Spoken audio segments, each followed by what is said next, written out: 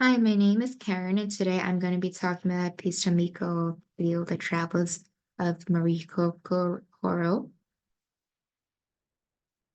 She is now based in Germany, and before that, she studied in Stanford University, learning human-machine interface design, giving her background in coding, and she also got a master's degree in MIT. This piece it's an interactive 3D virtual reality installation, and it was originally created in 2006, but was refined in 2017. It is based in a period of isolationism, also known as the Koku, between 1640s and 1850s. Here is a short demo of the artwork.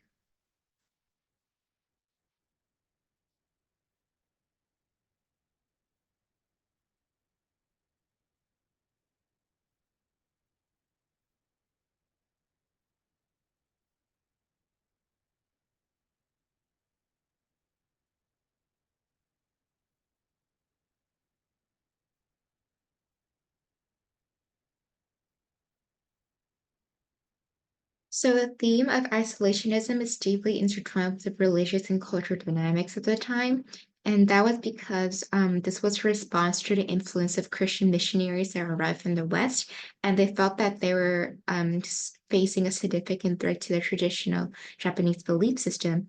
In response, they closed their borders except to China, Korea, and the Dutch East India Company, which means that a lot of their knowledge of the West was through textbooks, art, and items brought by this, and such includes the Bibles from the Orthodox Church, but there were not much imageries and they were left to fantasize of their own.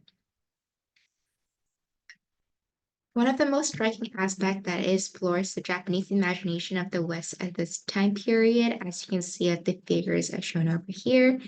Um, with the limited exposures, Japanese artists and enthusiasts were left to construct their own fantastical interpretation through the fragmented information borrowed from all their cultures and the Japanese local culture. And this art was to attempt to depict each other's worlds through a lens of exotism, fantasy, adding a layer to this narrated complexity. The three themes explored is religion, culture, fantasy. Religion was explored mostly through portraying the ambiguous religious depictions as the audience is left questioning whether they're looking at more Christians, Buddhism, or other types of culture that they are seeing. So you can see the religious tensions and conflict characterizing this isolationist area, and the suppression of religious dissent underscores the theme of power, control, and cultural hegemony.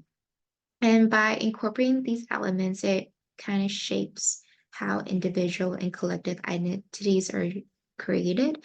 And like the image of the KKK kind of highlights how there are certain extremist cases. Culture is also played as through through the use of firsthand cultural exchange and appropriation occurring at this time period. And last but not least, fantasy is one of the biggest elements incorporated in this artwork, as it explores the mythic West through the fictionist journey.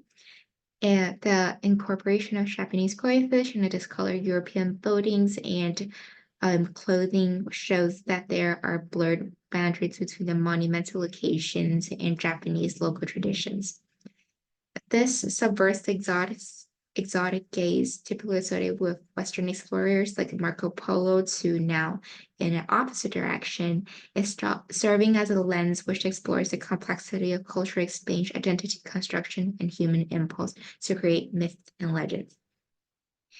I myself thought this was a really cool piece, as you can see that she does a lot of after effects to this, familiar locations we see in Europe. And she swapped the faces of figures that we see in more traditional oil painting. And it's really fun just to in overall see the effects move with the music. Thank you.